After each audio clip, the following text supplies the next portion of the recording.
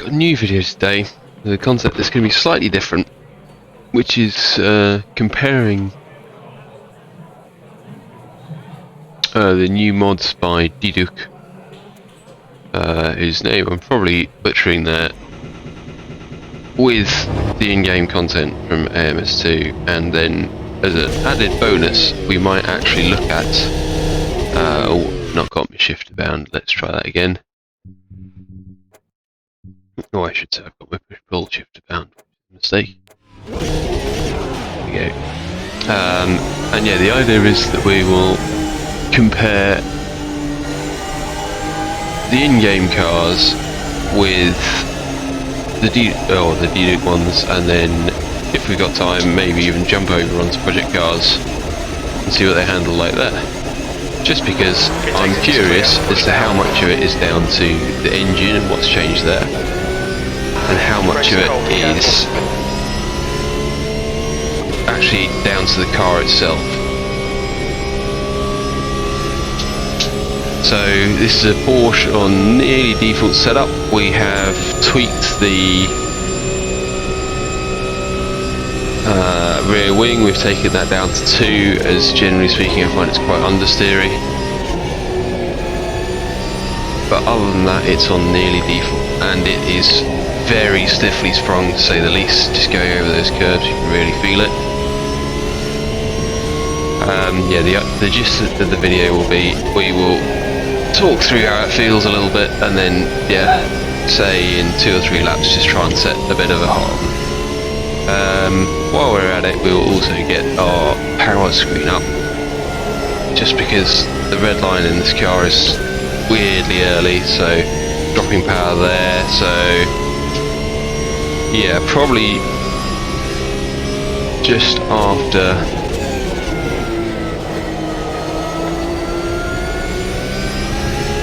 that red line, so yeah, just before 9,000 RPM, which is probably realistic, but it's, yeah, as always, annoying that it doesn't quite correlate to the shift lights.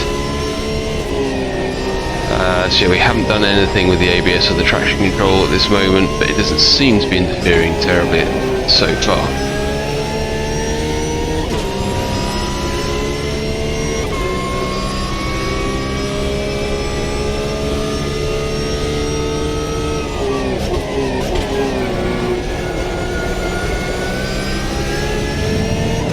Yeah, you can go way later at turn 1 there.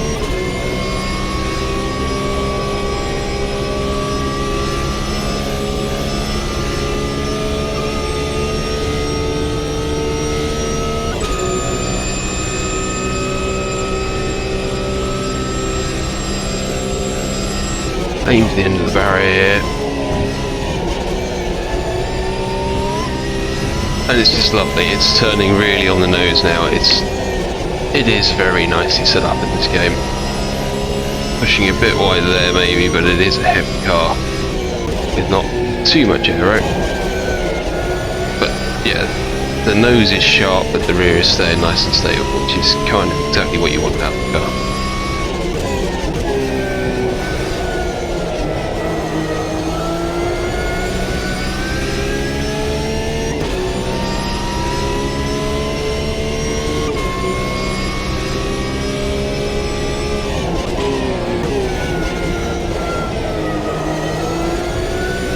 Maybe pushing slightly too wide there. But all in all, so far pretty happy with this lap. No, tail getting a bit leery there, but it is going over a crest, so we'll forgive it.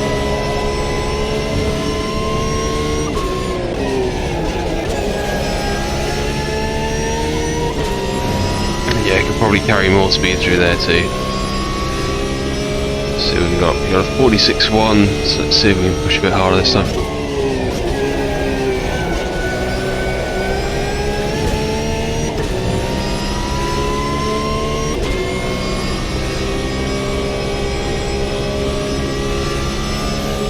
Yeah, if we do a 3rd lap, we'll see if we can brake a bit later there.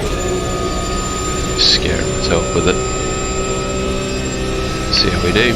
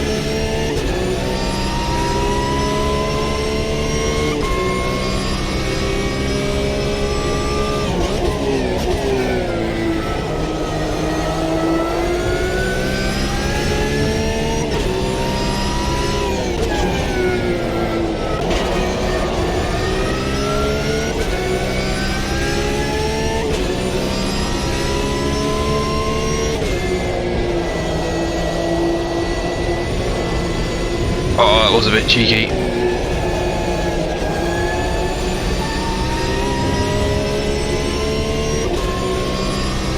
Yeah, I don't think you get away with that in Project Cars.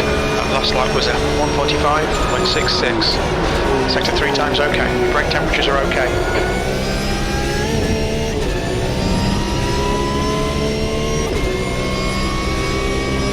Give it one more, but I think we're pretty much there with where we're going to get the limit on this. Where I'm going to get, I should say.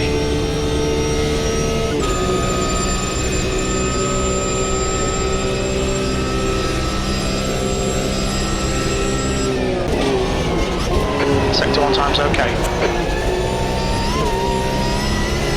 So I'm sure there are those out there who will be comfortably into the 44s.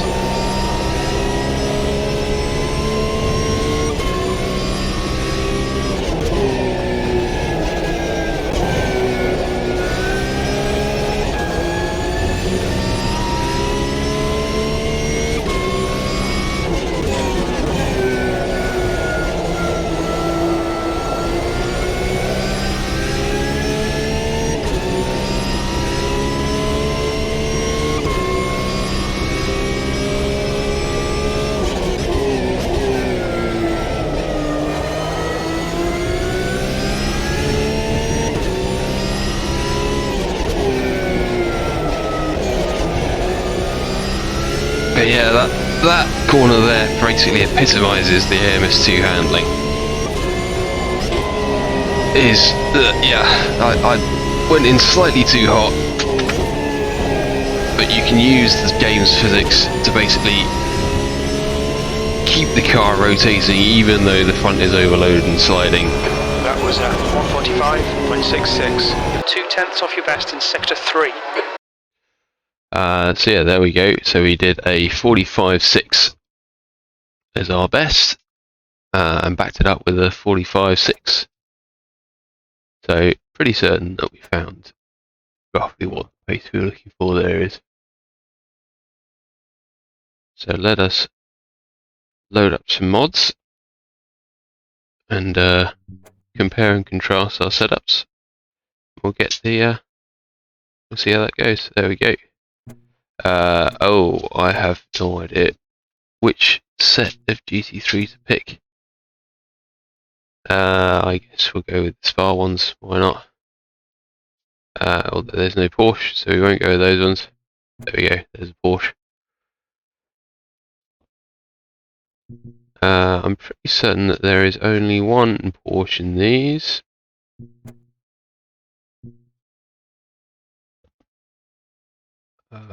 Oh, they've got the one with and without the headlights. So why not? We'll go with the Falcon one because it's pretty. The nearly factory one. Why not? And we'll load it up again and see how we go. So first thing that will be interesting is to compare and contrast what the setup did. You can't see it, but off screen I have what we have on the setup. So let me just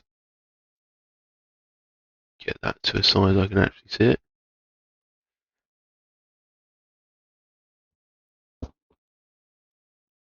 Sorry, just grabbing the cable and a load of microphone, as you like to do.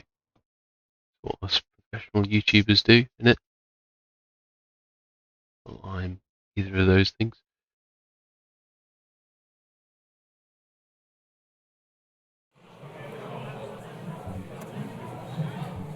So, first off, it's got slightly more fuel. Get that back down to 25 litres. Right, so what are we looking at? We've got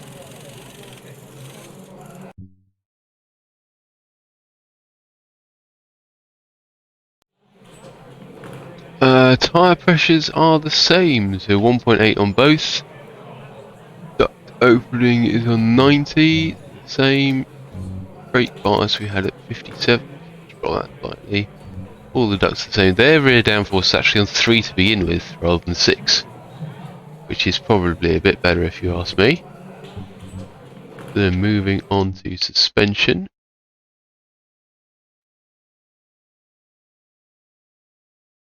Their cast angle is locked off, so we won't worry about that. The ride height is at 56 on the front, so quite significantly higher. And massively stiffer springs, so 11. Bump stop at 5 mil. Slow bump on 7. Slow rebound on 6.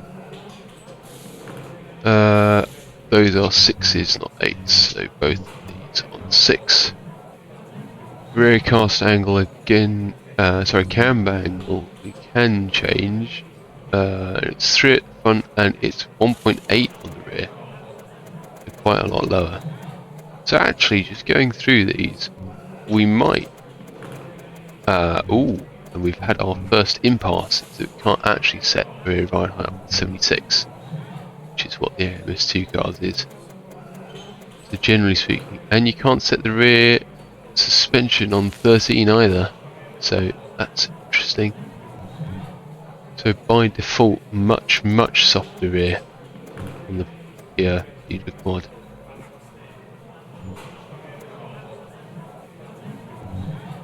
Slow bump on 1, front roll bar on 9, so much softer on the AMS2 car, interestingly. And toe in on -1. Drivetrain is going to have the biggest change in the Didouc version. I know you can only change a few settings, that's interesting. So boost pressure is obviously to be ignored, as this car doesn't have a turbo, so it's just a carryover from the in-game. Traction controls in 6. Fuel map was locked off in the Didouc one, or in the AMS2 one. We can change it here. And actually the diff and the clutches is exactly the same, which I would not have bet on. The AMS2 car does have slightly different gear ratios, interestingly, so we won't mess about with that, and we will assume that that is down to simply a case of the years that they were homologated in, possibly. But yeah, no, interior wise it's obviously quite similar. No hands in the mod version, which we'll get over pretty quickly. And this is the endurance version of the car, so that could be where all the extra bodywork is coming from. But immediately it feels like it's got a quicker steering rack on it. So that is interesting. So let's get our power figures up and see if it's doing the same thing. And interestingly, it actually is. Although only getting 470 horsepower from it. Oh my goodness, it is. That's actually quite interesting. I might do a comparison of this on the default setups.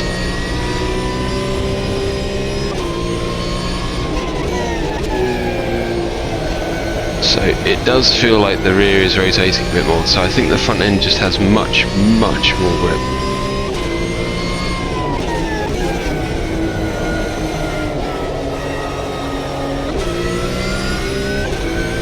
But yeah, to the point we're going to have to actually be very careful with our inputs.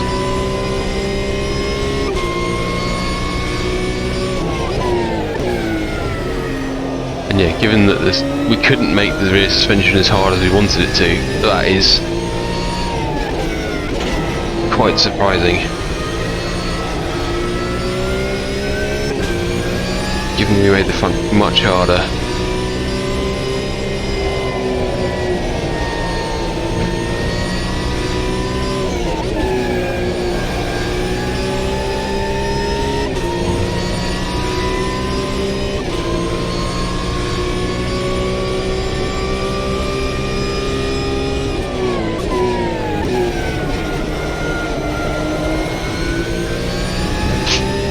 So yeah, all in all, so far I think a lot of what we've seen can be put down to just a grippier tyre in the Didouc car. So obviously GT3 cars only have a fixed single tyre to use. So it's not, yeah.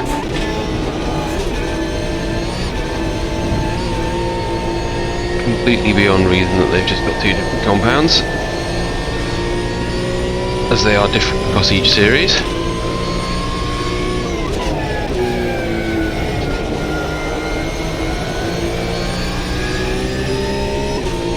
So the driving style is definitely similar, but yeah, whereas the AMS2 car is almost constantly sliding, this does feel much more controlled. Although I think if I had to, I would go back to putting the click back on the rear wing.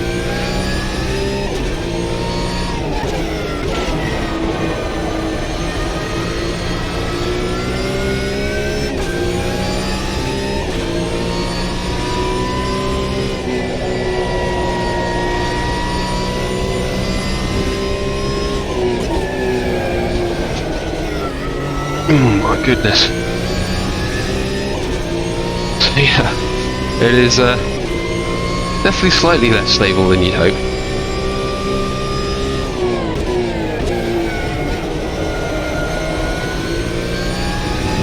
Well, it's an odd lack of stability, if I'm honest. The 45.6 was the time set by the AMS2 car.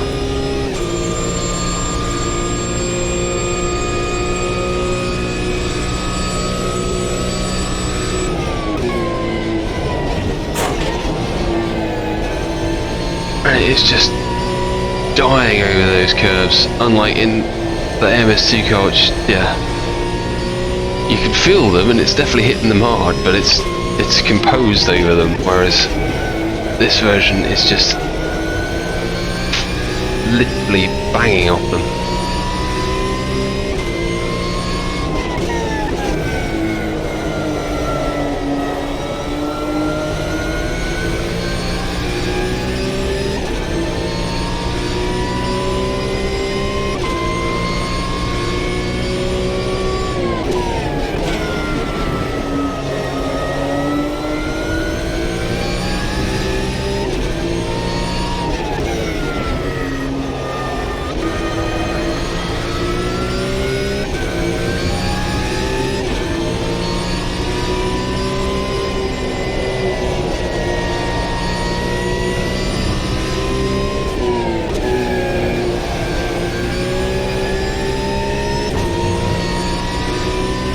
Just keeping it out of the wall. You've just done a 145.4. Brake temperatures are fine. Yeah, that part doesn't surprise me at all.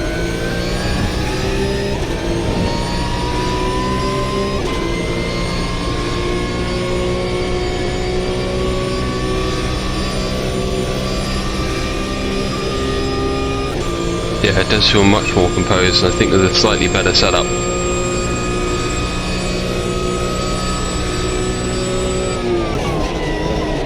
Sector 1 is a 10th off your pace. It could be really quick. And yeah, so that feels a lot more realistic in that it was understeering, and rather than it yawing as you got on the throttle, it just continued to get wider.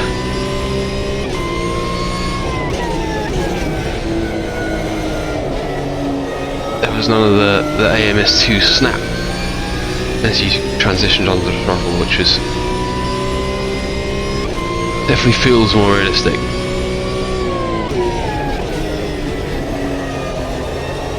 You're 2/10 off your best in sector 2.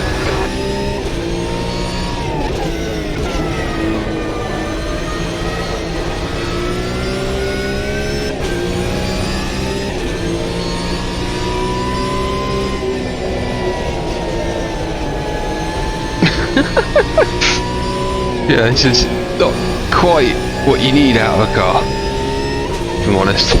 There are definitely better ways to set this up, but it is entertaining. That time was 145.9. Sector 3 is 2/10 off your best.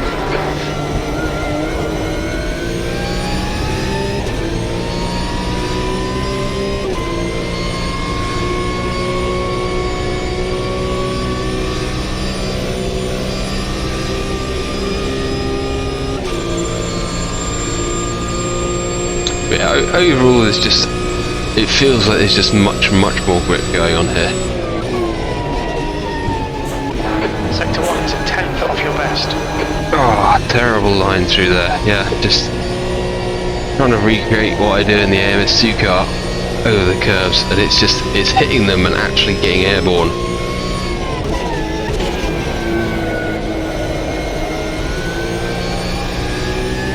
I think maybe the mistake I've made is not turning the game or setting the game to the empirical numbers.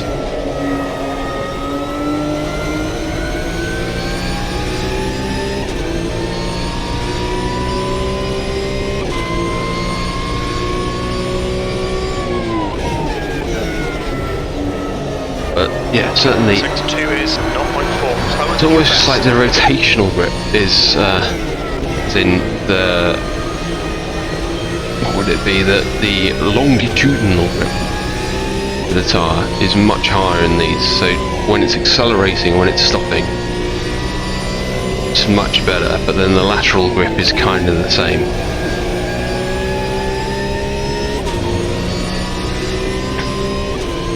If you arrive sliding, it's already over. You've just done a 146.0. Sector 3's 2/10 off your best.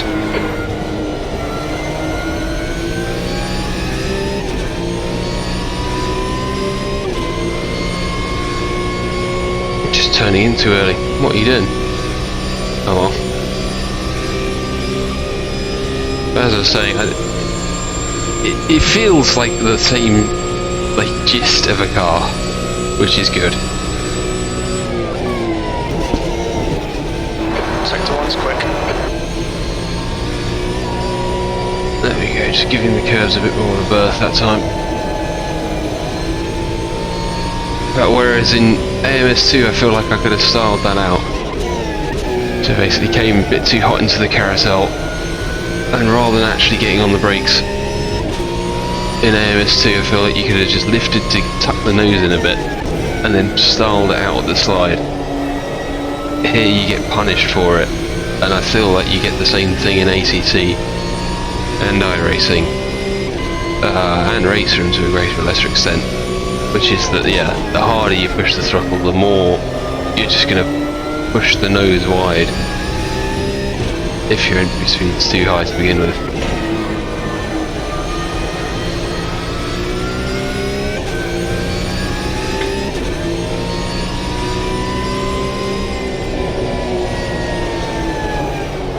Although equally, yeah,